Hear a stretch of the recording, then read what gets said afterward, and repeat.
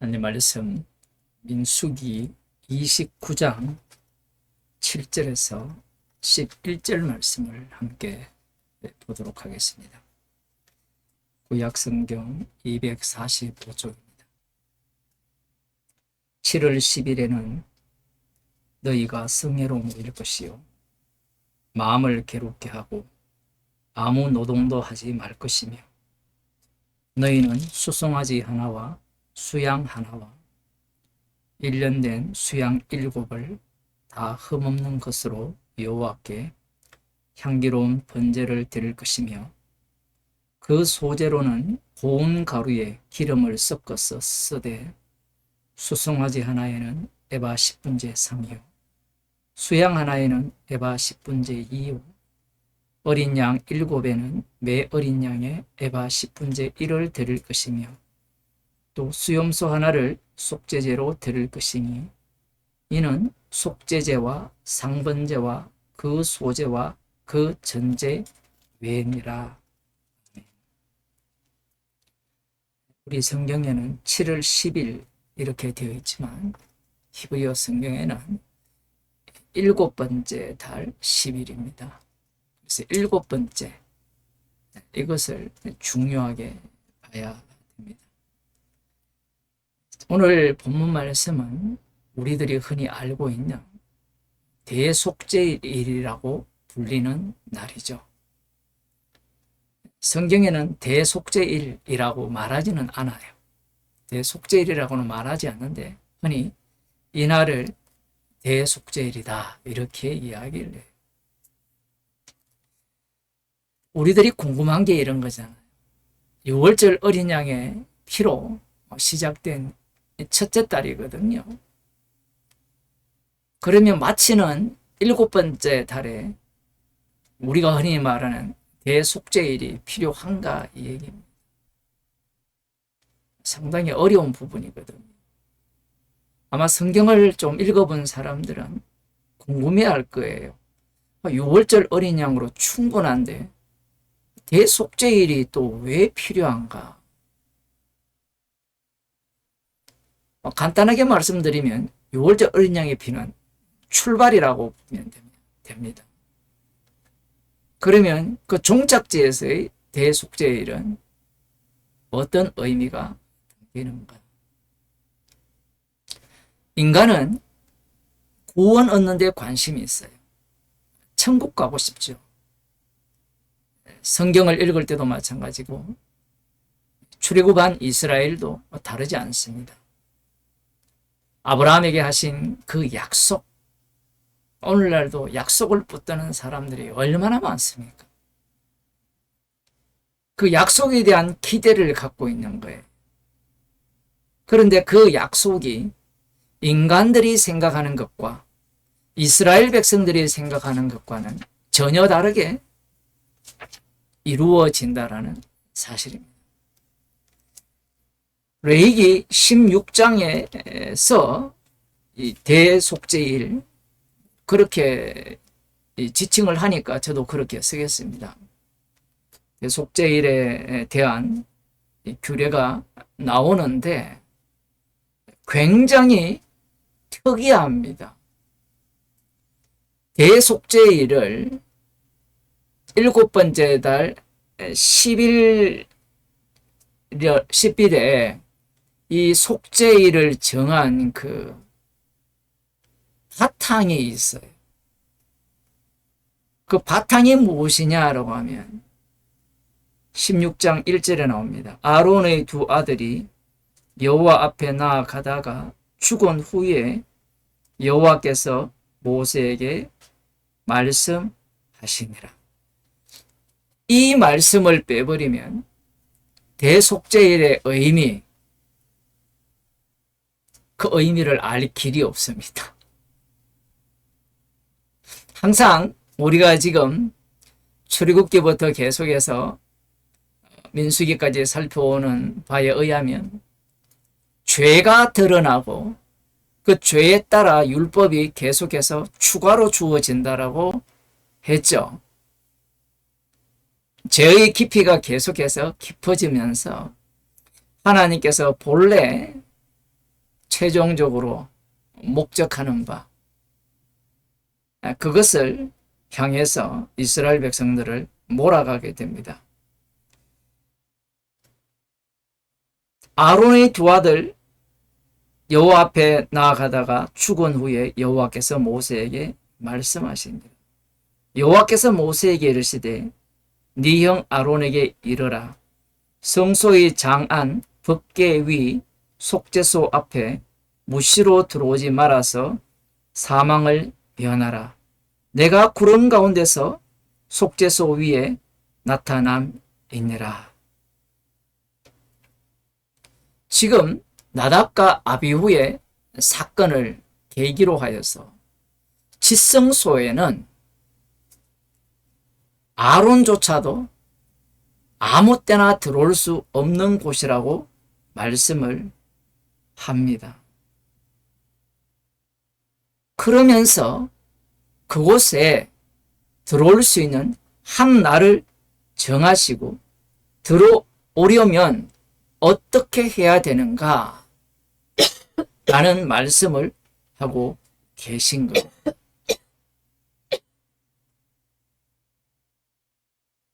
나답과 아비후의 죽음과 이 지성소로 들어가는 것과 연관이 있다라는 거예요. 여러분들이 다 똑똑하니까 한번 연관을 한번 지어보세요. 이들이 죽은 것과 그들이 왜 죽었습니까? 여호와께서 명하시지 않는 불로 향을 올리다가 불에 타 죽었죠. 그러면 순종하지 않아서 죽었잖아요. 그러면 여호와 하나님께서 아론이 1년에 한 차례 여호와께서 나타나시는 그 자리로 들어올 수 있는 방법을 제시를 하실 때 이스라엘 백성들은 이 말씀을 어떻게 해석하겠느냐라는 거예요. 하나님께서 지성소로 나올 수 있는 길을 열어주셨구나. 그리고 이 지성소에서 어떤 일을 하게 되느냐라고 하면 16장을 다 읽을 수 없기 때문에 30절을 보면요. 이날에 너희를 위하여 속죄하여 너희로 정결케 하리니 너희 모든 죄에서 너희가 여호와 앞에 정결하리라. 이는 너희에게 큰 안식일인즉 너희는 스스로 괴롭게 할지니 영원히 지킬 규례라. 이것은 오늘 민수기 29장에도 말씀하시죠. 금식하라는 겁니다. 스스로 괴롭게 하라는 말은. 그리고 안식일이라고 말씀하시고 그 기름 부음을 받고 위임되어 그 아비를 대신하여 제사장의 직분을 행하는 제사장은 속죄하되 세마포 옷 곧 성의를 입고 지성소를 위하여 속죄하며 대제사장도 속죄를 받아야 되고 지성소도 속죄를 받아야 되고 회막과 단도 속죄해야 되고 제사장들과 백성의 회중을 다 속죄를 하는 게 이 속죄일입니다. 그래서 대속죄일이라 이렇게 이야기해요. 34절에 보면 이는 너희의 영원히 지킬 규례라. 이스라엘 자손의 모든 죄를 위하여 1년 1차 속죄할 것이니라. 아론이 여호와께서 모세에게 명하신 대로 행하니라. 이것을 보게 되면 1년 한 차례 이 7번째 달 10일에 이스라엘 전체 지성소뿐만 아니라 제사를 드리는 대제사장이나 제사장 레위인들 모두를 속죄하는 날이 이 속죄일이라는 거예요. 자, 이렇게 되면 속죄일 날 속죄물을 드리면 죄가 용서된다라는 거거든요. 그런데 여러분이 기억하셔야 되는 것은 이 속죄일이 대속죄일이 나답과 아비후의 죽음과 연결이 되어 있다는 사실입니다. 그러면 나답과 아비후가 죽임을 당했을 때 레위기 10장에서 아론과 모세가 어떤 대화를 나눴습니까?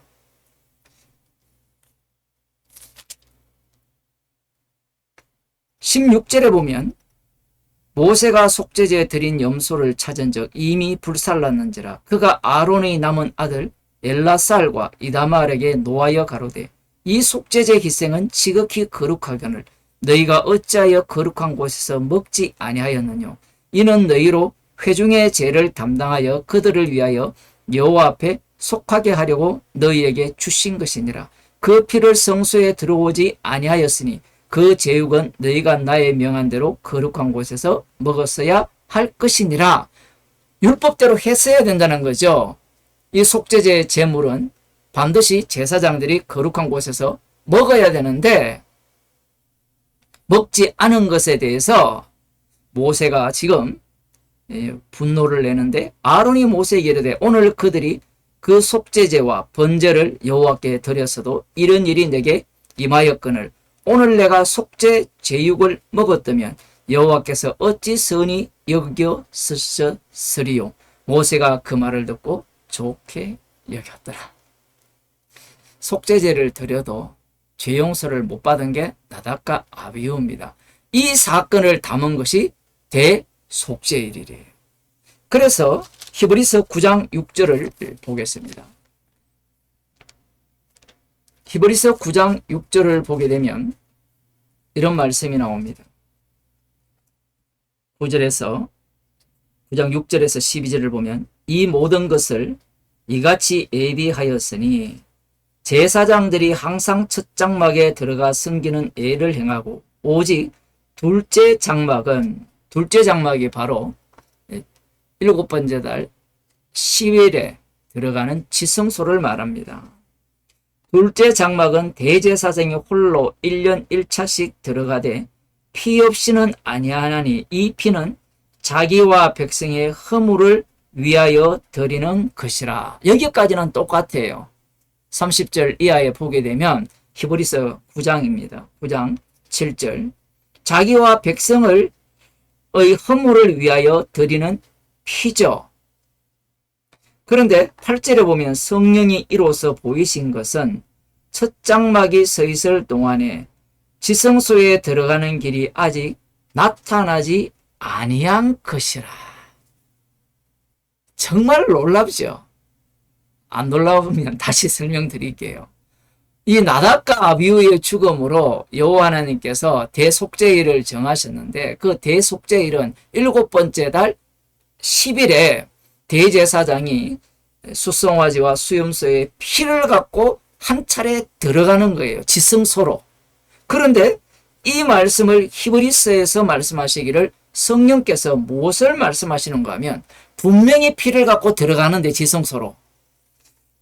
그 내용을 뭐라고 이야기하는가 하면 이로써 보이신 것은 첫 장막에 서 있을 동안에 지성소에 들어가는 길이 아직 나타나지 아니한 것을 증가하는 거라는 겁니다.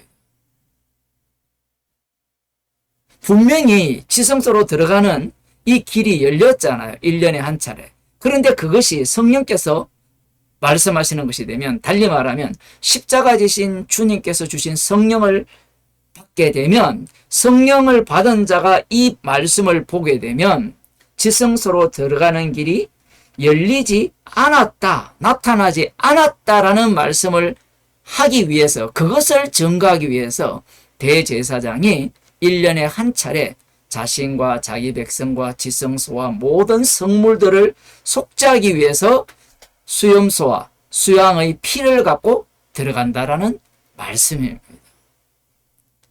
앞뒤 말씀이 전혀 안 맞는 것 같잖아요. 분명히 히브리서에서도 이 피는 자기와 백성의 허물을 위하여 드리는 것이라. 분명히 자기와 백성을 위하여 허물을 위하여 드렸는데 자, 나답과 아비후 사건을 볼까요?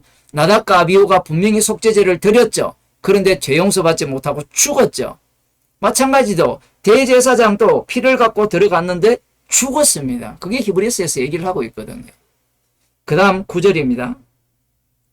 이 장막은 현재까지의 비유니 이에 의지하여 드리는 예물과 제사가 섬기는 자로 그 양심상으로 온전케 할 수 없나니 이런 것은 먹고 마시는 것과 여러 가지 씻는 것과 함께 육체의 예쁨만 되어 개혁할 때까지 맡겨둔 것이니라. 철저하게 갇혀 있다라는 겁니다. 철저하게 갇혀 있기 때문에 절대로 이 제사가 온전케 하는 제사가 아니라는 겁니다.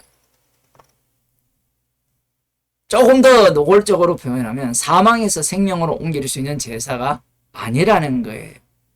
그래서 개혁할 때까지 맡겨 두었다는 겁니다. 이것을 로마서로 표현하면 율법 안에 가두어진 거예요. 가두어졌다는 것은 제사를 드리면서도 심판 아래 있다라는 겁니다. 제사를 드리면 내 죄가 피를 통하여서 용서된다라는 것이 그 레위기에 나오는 제사법이라 생각하는데, 오히려 그 제사법이 갇혀있는 제사법이라는 거예요. 죄 용서 못 받는. 지성소로 들어가는 길이 아직 나타나지 않았음을 증거하는 제사법이라는 겁니다. 11절, 그리스도께서 장래 좋은 일의 대제사장으로 오사 손으로 짓지 아니한 곳 이 창조에 속하지 아니한 더 크고 온전한 장막으로 말미암아 염소와 송아지의 피로 아니하고 오직 자기 피로 영원한 속죄를 이루사 단번에 지성소에 들어가셨느니라. 예수님께서 대제사장으로 오셔서 본래 이 장막은 하늘에 있는 것을 본 모형이거든요. 그 하늘에 있는 본래 성전은 어떻게 생겼느냐라고 물으신다면 한 인물이에요. 여기에 보면 손으로 짓지 아니한 곧 이 창조에 속하지 아니한 더 크고 온전한 장막이 예수 그리스도입니다. 예수님이 성전도 되시고 대제사장도 되시고 제물도 되시는 거예요. 예수 그리스도께서 이 나타나지 않는 지성소로 들어가는 이 길이 나타나지 않았던 그 나타남이 되는 겁니다. 히브리서 10장 19절 20절을 보고 마치겠습니다. 그러므로 형제들아 우리가 예수의 피를 힘입어 성소에 들어갈 담력을 얻었나니 그 길은 우리를 위하여 휘장 가운데로 열어놓으신 새롭고 산 길이요 휘장은 곧 저의 육체니라. 여기에 보면 우리를 위하여 휘장 가운데로 열어놓으신 새롭고 산 길이라 하죠. 여기에서 우리는 무엇을 증거하는 자들이냐라고 하면 이 구약을 담고 있으면서 예수님께서 자신의 피로 이 지성소로 들어가는 길을 여신 분임을 증거하는 자라는 겁니다. 이방인이기 때문에 율법이 필요 없다. 레위기를 읽을 필요가 뭐 있느냐라고 하지만 레위기를 모르면 히브리서를 알 길이 없고 히브리서를 모른다는 것은 복음을 모른다라는 거예요. 예수님께서 행하신 일을 모른다라는 겁니다. 그래서 성도는 그 길은 우리를 위하여 휘장 가운데로 열어놓으신 새롭고 산 길이요 휘장은 곧 저의 육체니라. 저의 육체로 지성소로 들어가는 그 산 길을 여셨다라는 거예요. 이 말씀을, 이 복음을 전하려면 이 구약의 제사법 자체가 갇혀 있다라는 것. 7번째 달, 10번째 날에 이 송아지와 염소의 피로 분명히 모든 죄를 속죄하는 날이라고 말씀을 하셨지만 레위기 10장에 의하면 속죄제가 나답과 아비후를 속죄 못했듯이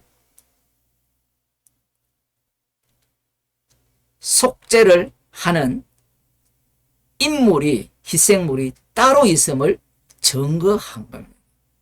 그래서 예수 그리스도께서 자기의 육체로 이 지성소로 들어가는 길을 여시기 전까지는 모든 인간은 갇혀있는 거예요. 그래서 우리를 위하여 휘장 가운데로 열어놓으신 새롭고 산 길이라고 이렇게 말을 했을 때는 이 우리는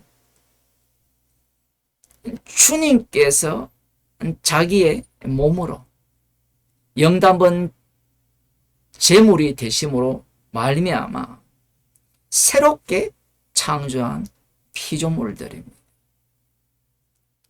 그 피조물들이 주님의 정의로서 이 땅에서 어떻게 살아가느냐라고 하면 지금 예수님께서 이 땅에서 육신을 입고 오셔서 걸어갔던 그 길을 십자가만 증거하기 때문에 걸어가게 되는 겁니다. 기도하시겠습니다. 하나님 아버지, 우리를 위한 생명의 길이라고 말씀하셨습니다. 여기에 나오는 우리가 십자가의 피로 주님의 몸으로 만들어진 새로운 피조물로서